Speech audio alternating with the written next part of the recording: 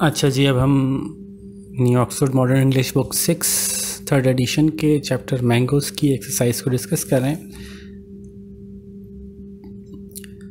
Question 1 है, how does Mr Asghar get the children to return to their homework. How does Mrs Asghar get the children to return to their homework. तो आसान है सवाल, जवाब आपने खुद लिखना है। अगर याद हो आपको चैप्टर में से तो थोड़ा सा डांटा था उन्होंने और उनको याद दिलाया था कि उनके अब्बा आएंगे तो पूछेंगे। B, what kind of homework is Nina doing. आप अंदाज़ा लगा सकते हैं कि वो किस तरह के सम्स कर रही थी, तो किस सब्जेक्ट का होमवर्क कर रही होगी। क्वेश्चन सी है, which words were double meaning, which words with double meaning are used in the play by the characters. तो बहुत सारे हैं, आप चैप्टर में देख सकते हैं।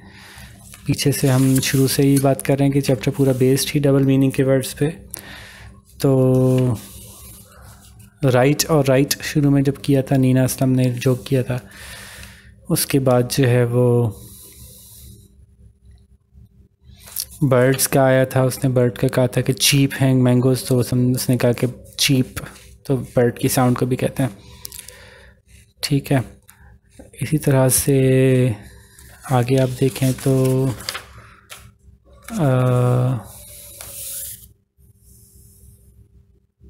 हार्मलेस और आर्मलेस पीछे भी गुजरा है। आम और हार्म, आम और आर्म, आम और आम यानी कि मैंगोज़ और आर्म यानी कि हाथ।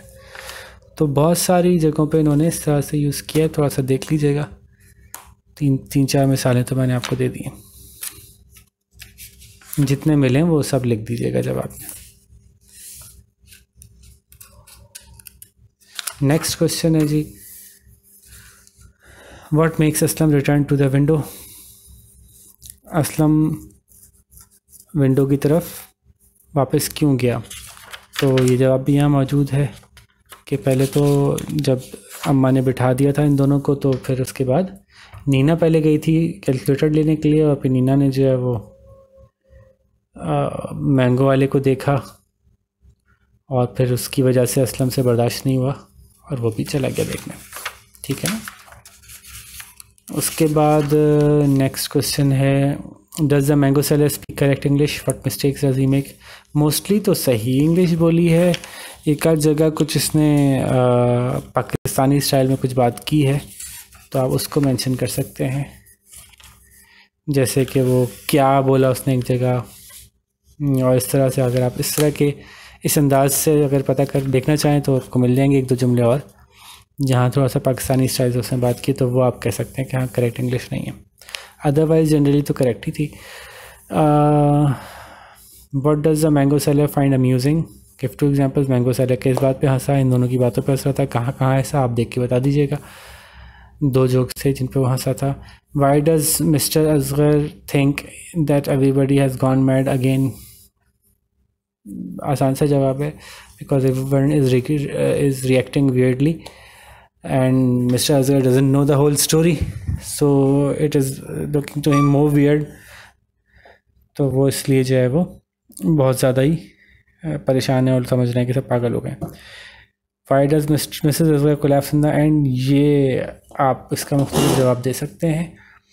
क्यों गिर पड़ी भाई, वो गुस्से में चकरा के गिर पड़ी, वो गुस्से में गिर पड़ी, वो बेहोश हो गई, या वो थक के गिर गई। तो ये आपका क्या ख्याल है कि क्या क्यों हुआ ऐसा, ये आपने बताना है, फिर हम उसको डिस्कस कर लेंगे। Answer the following question with reference to context, तो बहुत आसान सवाल है। Then how can we set the dog on him, तो ये किसने कहा था, क्यों कहा था, उससे पहले क्या कहा गया था। तो ये तो बच्चों वाले सवाल हैं, ये तो होपफुली आप ऐसे ही कर लेंगे। ठीक है जी।